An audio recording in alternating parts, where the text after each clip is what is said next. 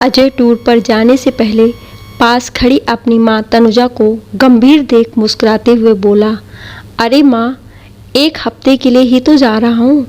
आप क्यों मेरे हर बार जाने पर इतना चुप उदास हो जाती हैं? तनुजा ने फीकी हंसी हंसकर पास खड़ी अजय की पत्नी रिनी को देखा, जो उन्हें घूर घूर कर देख रही थी। अजय ने फिर कहा, माँ, रिनी को देखो, इसने कितनी जल्दी मेरी टूरिंग जॉब से एडजस्ट कर लिया है। फिर तनुजा के गले में प्यार से बाहें डाल दी। कहा, टेक केयर माँ, शनिवार को सुबह आ ही जाऊँगा। बाय रिनी, तुम दोनों अपना अपना ध्यान रखना। अजय चला गया। घर का दरवाज़ा बंद कर रिनी ने फौरन अपने नाइट सूट की जेब में रखा अपना मोबाइल निकाला और कोई नंबर मिलाया और फिर अपने बेडरूम की तरफ चली गई। तनुजा वहीं सोफे पर बैठ गई। रिनी ने भले ही अपने बेडरूम का दरवाज़ा बंद कर लिया था, पर वह इतनी धीरे नहीं बोल रही थी कि तनुजा को सुनाई ना पड़े। 2 बेडरूम फ्लैट में रिनी दरवाज़ा बंद करके कितना भी ये सोचे कि वह अकेले में बात कर रही है, पर आवाज़ तनुजा के कानों तक पहुंच ही जाती है हमेशा। इसका रिनी को अंदाज़ा ही नहीं है। तनुजा ने सुन लिया कि अब रिनी अपने बॉयफ्रेंड यश के साथ मूवी और लंच के लिए जा रही है। आधे घंटे के अंदर रिनी सजी धजी पर्स उठाकर बाहर निकल गई। तनुजा से एक शब्द भी बिना बोले तनाव से तनुजा का सिर भारी होने लगा। बैठी बैठी सोचने लगी कि माँ बेटे के जीवन में यह लड़की ग्रहण बनकर कहाँ से आ गई। अजय ने जब तनुजा को रिनी के बारे में बताया था तो तनुजा को खुशी ही हुई थी। उनके मेहनती सरल से बेटे के जीवन में आई इस लड़की का तनुजा ने दिल खोलकर स्वागत किया था। इस घर में 2 ही तो जने थे, माँ बेटा। अजय के पिता तो एक सड़क दुर्घटना में सालों पहले इस दुनिया से जा चुके थे। रिनी को उन्होंने खूब लाड़ प्यार से बहू स्वीकारा था। उसके माता पिता भी इसी शहर में थे, दोनों कामकाजी थे। रिनी अकेली संतान थी। तनुजा मॉडर्न सुशिक्षित महिला थी। वह काफ़ी साल अध्यापन में व्यस्त रही थी। आज तनुजा बैठकर पिछले साल की घटनाओं पर फिर एक बार नज़र डाल रही थी। विवाह के बाद कुछ दिन तो सामान्य ही बीते थे, पर रिनी का रवैया उन्हें तब खटकने लगा था जब अजय के टूर पर जाते ही रिनी का कोई ना कोई दोस्त घर आ जाता था। लड़कियां तो कभी कभार इक्का दुक्का ही आती थीं, लड़के कई आते थे। तनुजा पुराने विचारों की भी नहीं थी कि लड़की लड़के की दोस्ती को गलत ही समझे, पर यहाँ कुछ तो था जो उन्हें खटक रहा था। यही यश एक दिन आया था, उन्हें हेलो आंटी कहता हुआ रिनी के बेडरूम में चला गया था। तनुजा को बहुत गुस्सा आया था कि ये कौन सा तरीका है। तनुजा ने रिनी को आवाज़ दी तो यश ने बेडरूम के बाहर आकर कहा, आंटी, रिनी के सिर में दर्द है, वह आराम कर रही है। तनुजा ने पूछ लिया, तुम क्या कर रहे हो फिर? उसके पास बैठा हूँ, रिनी ने ही मुझे फ़ोन पर बुलाया है, कहकर यश ने बेडरूम का दरवाज़ा बंद कर लिया। तनुजा के तन मन में अपमान व क्रोध की एक ज्वाला सी उठी। मन हुआ कि रिनी के बेडरूम का दरवाज़ा भड़भड़ा कर खुलवा दे और यश को घर के बाहर कर दे, पर ऐसा कुछ करने की नौबत ही नहीं आई। रिनी ही स्लीवलेस पारदर्शी गाउन में उनके सामने पैर पटकते हुए खड़ी हो गई। आप आज ये बात साफ साफ जान ही ले कि मैं अपनी मर्जी से जीने वाली लड़की हूँ। मैं किसी से नहीं डरती, और हाँ, अपने बेटे से मेरी शिकायत करने के लिए मुंह खोला तो अंजाम क्या होगा, इसकी कल्पना भी आप नहीं कर सकती। तनुजा ने डांट कर पूछा, क्या कर लोगी बेशर्म लड़की? आप और आपके बेटे के खिलाफ पुलिस स्टेशन जाकर शिकायत कर दूंगी। मार पिटाई और दहेज का केस कर माँ बेटे को जेल में डलवा दूंगी। जानती है ना, कानून आजकल लड़की की पहले सुनता है। तनुजा पसीने से नहा गई कि बित्ती सी लड़की उन्हें धमकी दे रही है। उफ, हम कहाँ फंस गए? मेरे शरीफ बेटे के जीवन में ये लड़की कहाँ से आ गई? थोड़ी देर बाद रिनी यश के साथ बाहर चली गई और एक अकेला यश ही नहीं, अरुण, ईशान और अनिल भी रिनी के पास आते जाते रहते थे। तनुजा के रात दिन तो आजकल इसी चिंता में बीत रहे थे कि किस तरह बेटे को इससे छुटकारा मिले। उन्होंने एक दिन रिनी से कहा, तुम अजय के जीवन से चली क्यों नहीं जाती? इन्हीं में से एक के साथ रहना। रिनी ने टका सा जवाब दिया, नहीं, रहूंगी तो यहीं, मैं एक के साथ बंधकर नहीं रह सकती। तो फिर अजय से विवाह क्यों किया? मम्मी पापा मुझसे परेशान थे, कहते थे शादी कर यहाँ से जाओ, यहाँ सिर्फ आप थी। बंधना मेरा स्वभाव ही नहीं है। अच्छा होगा आप मुंह बंद कर रखें और जैसे मुझे जीना है जीने दें। इसी में माँ बेटे की भलाई है। टूर पर अजय रोज तनुजा से बात करता था, रिनी से भी संपर्क में रहता था। तनुजा रिनी के अभिनय पर हैरान रह जाती थी। अजय टूर से आया तो शनिवार रविवार दोनों दिन रिनी आदर्श पत्नी की तरह अजय के आगे पीछे घूमती रही, उसकी पसंद की चीज़ें बनाती रही। तनुजा को गंभीर देख अजय ने हंसकर पूछा, क्यों माँ, मेरे पीछे सास बहू में झगड़ा हुआ क्या? रिनी फौरन बोली, हम सास बहू हैं ही नहीं, हम तो माँ बेटी हैं। तनुजा चुप रही। कई बार मन में आया कि अजय को सब सच सच बता दे, रिनी के चरित्र की पोल पट्टी खोलकर रख दे, पर रिनी ने कानून की धमकी दी थी और वे जानती थी कि माँ बेटा दोनों परेशानी में पड़ सकते हैं। आजकल वह रात दिन यही सोच रही थी कि कैसे इस बेलगाम लड़की से छुटकारा मिले। अजय से असलियत ज़्यादा दिन छिपी न रह सकी। एक दिन अजय को उसका सहयोगी हार्दिक जबरदस्ती लंच के लिए बाहर ले गया। रेस्तरां में जाते ही उसने एक कोने में किसी लड़के के साथ बैठी रिनी को देख लिया। हार्दिक ने भी देख लिया था। हार्दिक अजय का बहुत अच्छा दोस्त था। थोड़ी दूर एक कोने में बैठकर अजय ने रिनी को फ़ोन किया। रिनी ने फ़ोन उठाया। रिनी कहाँ हो? एक फ्रेंड के घर। घर कब तक आओगी? देखती हूँ।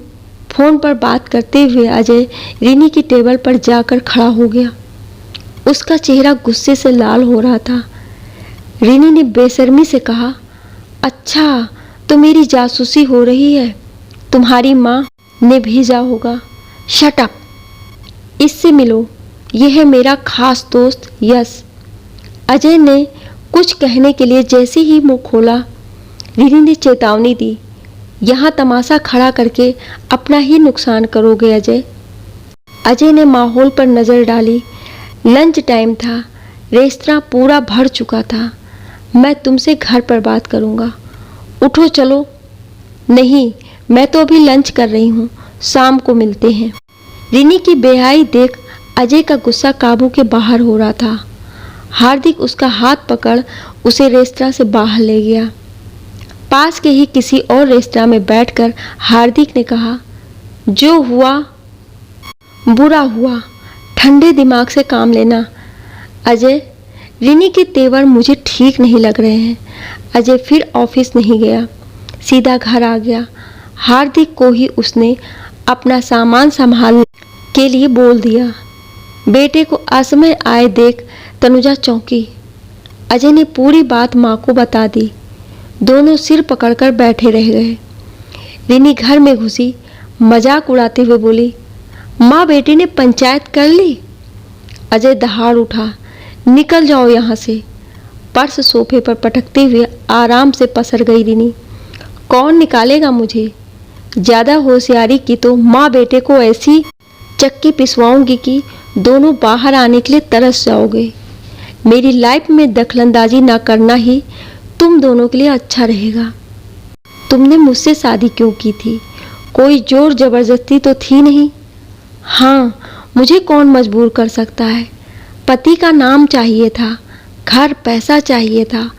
नौकरी करने का मुझे शौक नहीं। मेरे नखरे उठाने के लिए इतने बेवकूफ़ घूमते हैं। मैं बस एंजॉय करती हूँ। फिर गुनगुनाते हुए अपने बेडरूम में चली गई। तनुजा के बेटे पर बड़ा तरस आया। क्या करे, वह दोनों तो फंस गए थे। सारे अरमान चूर चूर हो गए थे। अजय ने रिनी से बात करना ही बंद कर दिया। इसके 10 दिन बाद ही अजय को 15 दिनों के लिए सिंगापुर जाना पड़ा। उसका तो वैसे ही आजकल दम घुट रहा था। सोचा टूर पर रहकर आराम से सोचूंगा कि क्या किया जाए। माँ को ढेर सारी हिदायतें देकर अजय चला गया। रिनी की जैसे लॉटरी निकल आई। रात दिन तनुजा की आंखों के आगे बेटे का उदास चेहरा घूमता रहता। फोन पर उसकी गंभीर उदास आवाज़ पर दिल रो उठता। नहीं, ऐसे तो नहीं चलेगा। वो अपने बेटे का जीवन यूं खराब होते नहीं देख सकती। रिनी के मम्मी पापा से बात करनी चाहिए। इससे पहले उनसे बहुत कम बात होती थी। उनके बात करने का ढंग तनुजा को कभी पसंद तो नहीं आया था, पर अभी मजबूरी थी, शायद कोई रास्ता निकले। ये सोचकर तनुजा ने रिनी की मम्मी दीप्ति को सब बताकर अपनी परेशानी का कोई हल बताने के लिए कहा, तो तनुजा को हैरत का एक तेज झटका लगा जब दीप्ति ने कहा, हमारी बेटी ऐसी ही है, एक के साथ बंधना उसका स्वभाव ही नहीं, और हम पति पत्नी तो बहुत बिजी रहते हैं। हमारा तो बड़ी मुश्किल से रिनी से पीछा छूटा। आप जाने वह जाने। हाँ, ये बात तो है कि कानून उसकी ही सुनेगा, इसलिए आप माँ बेटा अपना मुंह बंद ही रखो तो अच्छा होगा। इस चेतावनी के बाद फोन रखकर तनुजा सिर पकड़े बैठ गई। समझ गई उसके माता पिता ने अपनी बला उनके सिर टाल दी है। दिन रात सोचने के बाद रात दिन रिनी की हरकतें देख तनुजा के मन में कई योजनाएं आ ही गईं, जिन पर अमल करने के लिए वह मन ही मन तैयार हो गई। वह अपने बेटे के जीवन से ये धोखा देने वाली, झूठे इल्ज़ाम लगाने की धमकी देने वाली लड़की को भगाकर रहेंगी। यश, अरुण, ईशान और अनिल में से एक समय पर एक ही आता था। रिनी के लिए ये सब गिफ्ट्स लाते, उसे बाहर घुमाने ले जाते। रिनी इन लड़कों को खूब मूर्ख बनाती है, समझ गई थी तनुजा। एक दिन तनुजा ने फ़ोन पर सुन लिया कि ईशान रिनी को लेने 3 बजे नीचे आएगा। तनुजा जान गई थी कि रिनी को टाइम पर तैयार रहने की आदत नहीं है, वह लेट करती है। अपनी योजना के रूप देने के लिए मार्केट से घर के सामान का भारी बैग लाते हुए नीचे ही ईशान को मिल गई। तनुजा को ये लड़का हमेशा कुछ भला सा लगता था। उन्हें देखते ही उसने बाइक खड़ी की और पास आकर बोला, अरे आंटी, आप इतना सामान अकेले ला रही हैं? और कौन लाएगा बेटा, पिछली बार तो सब अनिल ले आया था, अब वह काफ़ी दिन से आया नहीं। खैर, थैंक्स बेटा। कौन अनिल आंटी? अनिल को नहीं जानते? जैसे रिनी के पास तुम आते हो, जैसे तुम दोस्त हो, वैसे ही अनिल, यश और अरुण भी तो हैं। मैं समझा नहीं आंटी, ये लोग कौन हैं? नहीं बेटा, सॉरी, मेरे मुंह से निकल गया। प्लीज़ रिनी को मत बताना।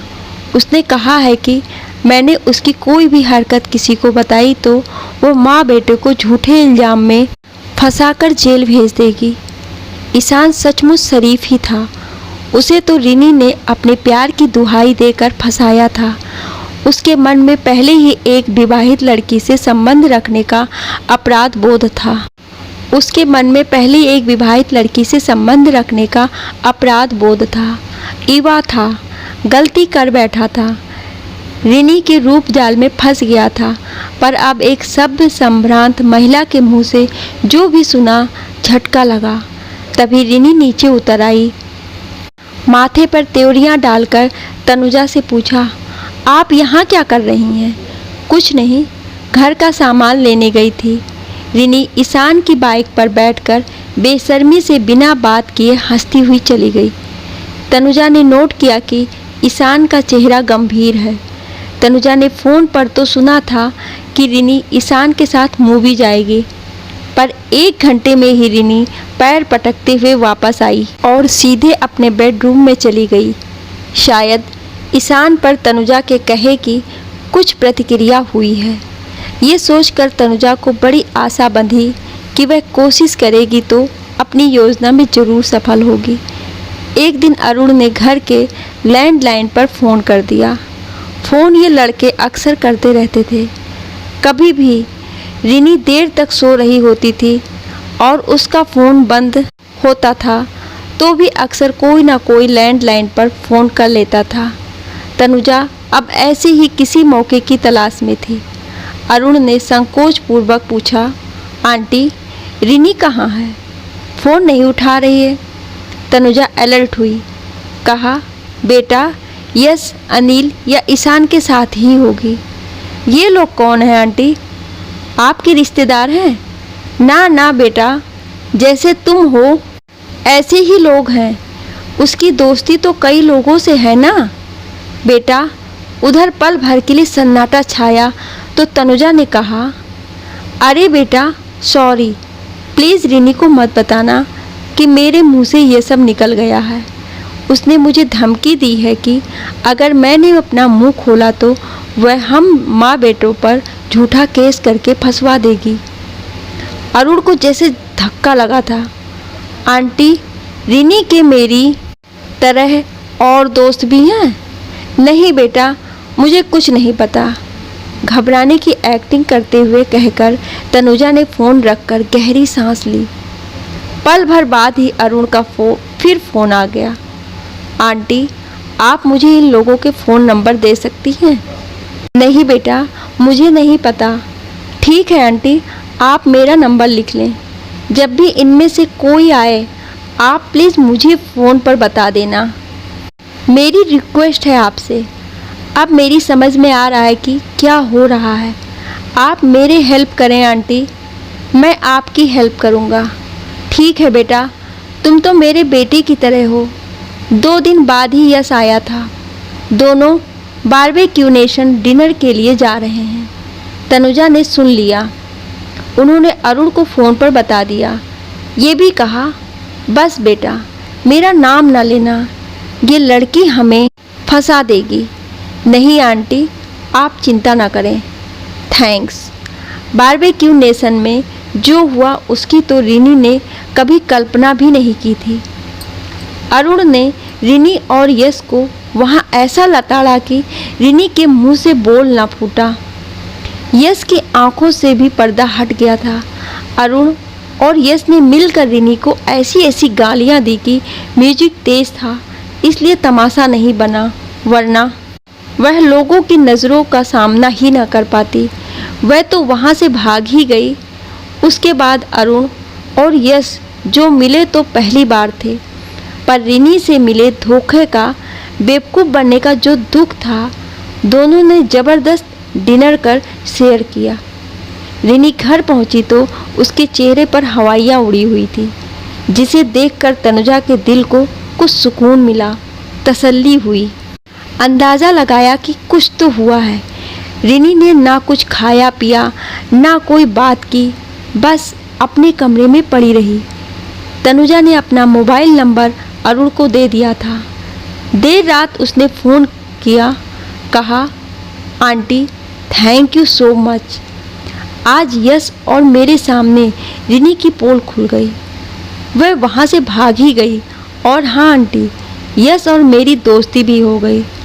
आंटी लड़के ऐसा करते हैं तो कितना तमाशा होता है। यहाँ एक विवाहित लड़की 4 लड़कों को मूर्ख बना रही थी। उसके नाटकों का अंत अभी हुआ नहीं है। मेरी यश से बात हो गई है। हम उसे सबक सिखा कर रहेंगे, आपका पीछा छुड़वाएंगे। जीते रहो बेटा, अभी बहुत कुछ बाकी है। बस ईशान और अनिल का पता चल जाए तो आगे काम करें। अनिल अक्सर जिम में रिनी के साथ ही वर्कआउट करता है और ईशान का साड़ियों का कोई शोरूम है, शायद नारी नाम है। आंटी बस हो गया काम। हाँ, बातों में मैंने इतना सुना है। बस अब हम ढूंढ लेंगे। अरुण और यश ने दोनों को पता लगा ही लिया। इतना भी मुश्किल नहीं था। चारों जब साथ बैठे तो रिनी की असलियत जानकर पहले तो हैरान हुए, फिर गुस्सा हुए और फिर हंसने लगे। ईशान ने कहा, यार बदनाम हम हैं और ये लड़कियां क्या कम हैं, कितनी साड़ियां ले गई मुझसे और पहनी तुम लोगों के सामने। चारों अब एक दूसरे के साथ हंसी मजाक कर रहे थे। अनिल बोला, मैं तो जिम में वर्कआउट करते करते फंस गया यार। सिर्फ शरीर की नहीं, दुष्ट लड़की ने पैसों की भी अच्छी एक्सरसाइज करवा दी। अरुण ने कहा, ऐसी लड़की को इतनी आसानी से हम भी नहीं छोड़ेंगे। भला हो उन आंटी का जिन्होंने हमें सब सच बता दिया। चलो, अगर पांचवा मूर्ख नहीं मिला होगा तो इस समय घर पर ही होगी। चलकर उसका थोड़ा इलाज कराते हैं, तभी चैन मिलेगा। आंटी तो हमारा ही साथ देंगी। बेचारे माँ बेटा बुरे फंसे। चलो, उन्होंने हमारी आंखें खोली, हम भी उनकी हेल्प कराते हैं। और फिर चारों हंसते हुए खड़े हो गए। दरवाज़ा तनुजा ने की खोला। रिनी तो अपने बेडरूम में थी। तनुजा मुस्कुराते हुए फुसफुसाई, तुम सबको ढेर सा धन्यवाद। अरुण भी फुसफुसाया, आपको भी धन्यवाद आंटी, आपने हमें और मूर्ख बनने से बचा लिया। कहाँ है मैडम? तनुजा ने बेडरूम की तरफ इशारा कर दिया। ईशान ने कहा, अब आप चुप रहना आंटी, आज हम आपकी परेशानी भी खत्म करते हैं। बस अब आप देखना। अनिल जोर से चिल्लाया, कहाँ है धोखेबाज लड़की? रिनी ने अंदर सुना तो बदहवास सी बाहर आई। चारों लड़कों को साथ खड़ा देख उसकी सिट्टी पिट्टी गुम हो गई। कांपते स्वर में बोली, क्या है? यहाँ क्यों आए सब? तुम लड़कों को धोखा देती हो, पैसे लूटती हो, सास को धमकी देती हो। हम सब तुम्हारे खिलाफ रिपोर्ट करने पुलिस स्टेशन जा रहे हैं। रिनी पुलिस के नाम से घबरा गई। फिर तनुजा की तरफ देखकर बोली, सॉरी, प्लीज़ हेल्प मी। यश चिल्ला रहा था, तुम्हारी पोल हम खोल कर रहेंगे। हम सब के पास तुम्हारे साथ खींचे बहुत फ़ोटो हैं। मैरिड होते हुए 4 बॉयफ्रेंड्स को बेवकूफ़ बना रखा था। मैं तो न्यूज़पेपर में छपवाऊंगा तुम्हारे कारनामे। रिनी सचमुच घबरा रही थी। तनुजा को बोलने का यही सही समय था। कहा, चलो बच्चों, मुझे भी इसके खिलाफ रिपोर्ट करनी है। धमकियां दे देकर इसने हमें बहुत परेशान किया है। अब तो तुम लोग भी गवाह हो। चलो पुलिस स्टेशन चलते हैं। रिनी ने धीरे से कहा, please, I am sorry. Tanuja ने कहा, एक ही शर्त है कि इसी समय इस घर से दफ़ा हो जाओ। अजय आए तो तलाक के पेपर आराम से साइन कर देना, नहीं तो तुम अब बच नहीं पाओगी। तुम्हें केस करने का बहुत शौक था ना? मैं करूं अब केस? ये सब गवाही देंगे। ठीक है, मैं कल ही चली जाऊंगी। नहीं, अभी जाओ। चारों लड़के घूरते हुए रिनी की हालत पस्त कर रहे थे। रिनी ने कहा, ठीक है, मैं अपना सामान ले लूं। कोई सामान नहीं ले जाओगी, तनुजा ने कठोर स्वर में कहा। बस अब जाओ। रिनी अंदर गई। अपना पर्स और एक बैग में जल्दी से अपने कपड़े डालकर बाहर आई। तनुजा ने लड़कों से कहा, तुम भी जाओ बच्चों, भविष्य में तुम लोगों की ज़रूरत होगी तो फ़ोन करूँगी।